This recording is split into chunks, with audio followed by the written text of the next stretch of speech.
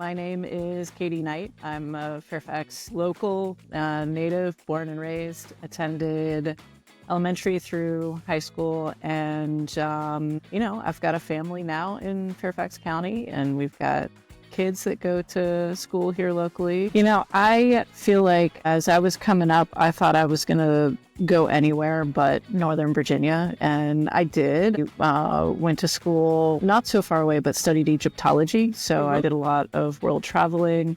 And I just, something about Fairfax is always home. And it might be because I'm a very type A, high-strung kind of personality and no place else felt right. But came back to this area and it's where we're going to be forever. We're going to talk a little bit about your Egyptology background in another question, because I think that's so fascinating. But let's talk a little bit about your experience going through Fairfax County Public Schools. I feel very fortunate to have attended FCPS for my education for lots of reasons. One is that my mother was a teacher, and so she was actually present in our elementary school as we were coming up. I'm one of three, middle child. We attended Fairhill Elementary, which at the time, I don't know if it's still true, but at the time, it was one of the main centers for kids of all abilities. So we were exposed to not just, culturally, because this area is so diverse, but from an ability standpoint, our classrooms had all different kinds of kids. And I think that was a really formative experience for me. Moving on through middle and high school, the diversity was huge. I attended Falls Church High School, and I think at the time in the 90s, there were upwards of 80 languages spoken in the home. So when I made it to college and, the university I attended was touting its diversity, I was really floored by what diversity meant there versus what diversity meant to me and my come from. So, yeah. Well, and that kind of leads me into, my next question is, how did FCPS and attending FCPS schools set you up for success in life? I think it opened my eyes to anything is possible. I was growing up with kids who were first generation, and what they were doing for the first time in their families kind of pushed my understanding of what horizons were available to me just through perseverance and utilizing your support network. I mentioned my mother was a teacher for FCPS, and I had the very unfortunate experience of her passing when I was in middle school. But on the flip side of that, FCPS came through as a family and supported my family in a way that helped me understand as a kid how much people can contribute to helping you through tough times and how important it is to be open and vulnerable and lean on others when they're showing up for you. And they really did. They showed up for our family.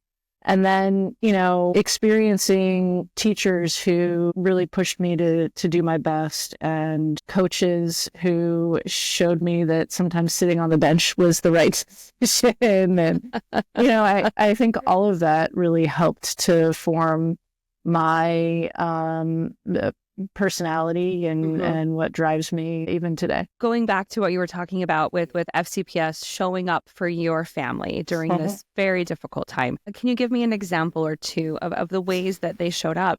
Yeah, I think the biggest was that, I was 12 when she died, and I mentioned I'm one of three, right? So my dad was suddenly a single parent of three basically teenage kids, and very traditionally, he's a guy born in the 50s. And so he really was always working. And that shift for him was huge.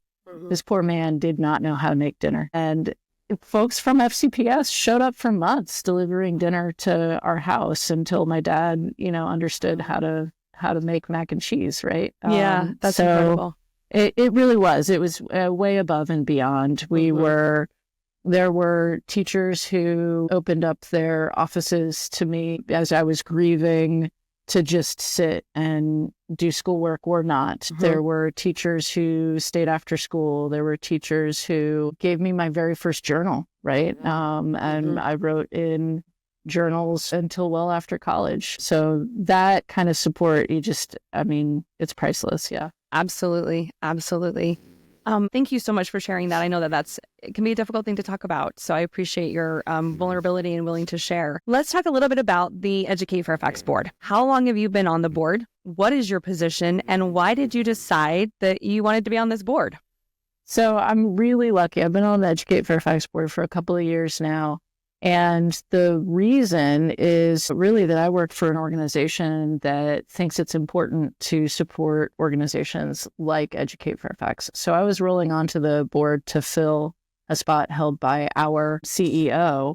And the moment that I was able to do that, it felt right. Well, I mentioned not only am I an alum, but we've got kids that go to FCPS schools, and I'm married to an FCPS teacher. And to be able to give back in that way is so fulfilling. And it's amazing that outside of my role at Apple, I probably wouldn't have thought about contributing or volunteering in that way. And now that I'm there, I'm just so glad that I am. Yeah. So that leads to my next question. What should alumni be doing? FCPS alumni, kind of give them guidance or direction or, stories of like, hey, get involved. Absolutely. I think Educate Fairfax makes it easy, right? So there's multiple ways that you can get involved in that regard through Educate Fairfax as a conduit. There's obviously financial giving. There's also giving of your time and skills. So ways that you can reach out and help may feel small to you, but they are actually huge to a teacher or a classroom. My son's in the 3rd grade. I've got this Egyptology background. And so going into the classroom for 15 minutes and talking about excavations is something that means a lot to the kids, means a lot to the teacher. Now, there's a lot of different ways that you can get creative and lean into your passions and contribute. Let's talk a little bit about that Egyptology background. First of all, you're not doing that as a career right now. You work for Apple Federal Credit Union.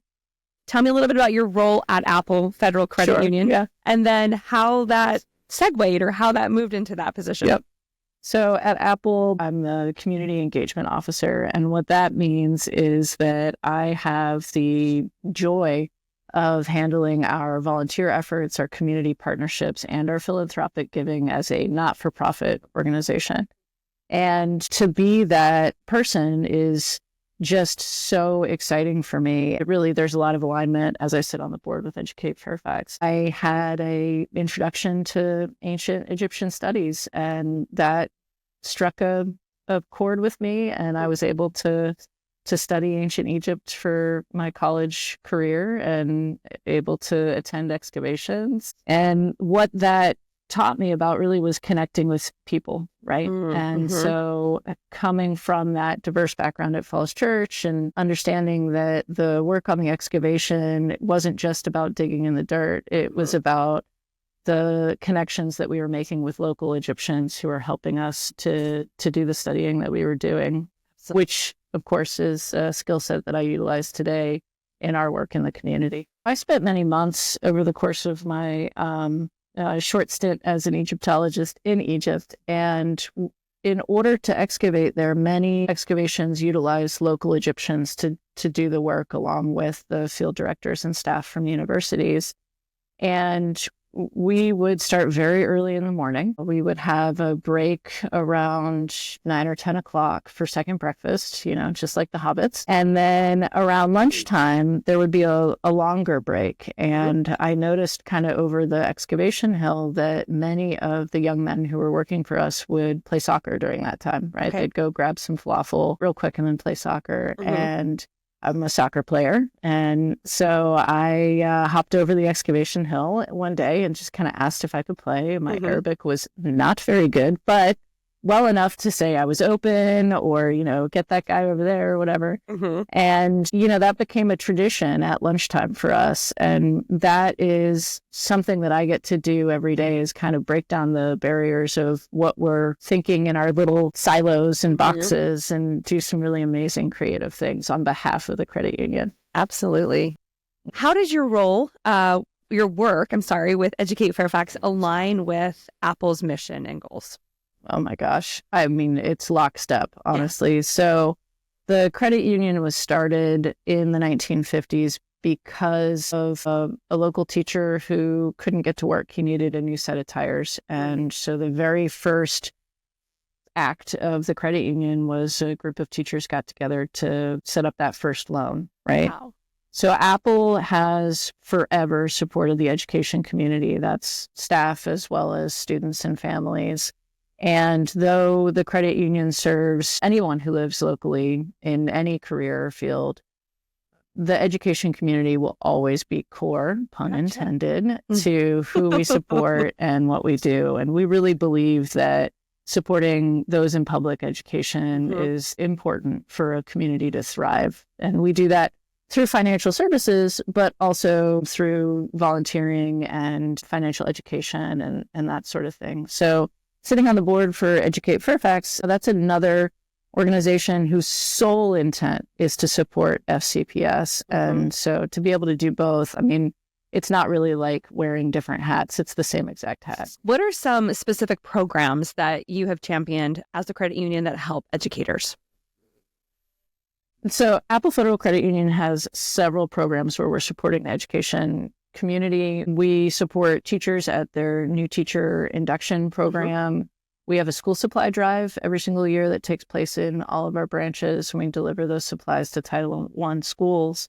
We provide financial wellness workshops for staff, for students, for families. We talk about budgeting and preparing for college. We offer a scholarship program. So every year for over a decade, the credit union has given back $75,000 each year to graduating high school seniors. I know Educate Fairfax is building an FCPS alumni network. Are you a member? Absolutely. Fantastic. Yes. So how would you like to see the program grow, and what would you say to alumni to get them to join?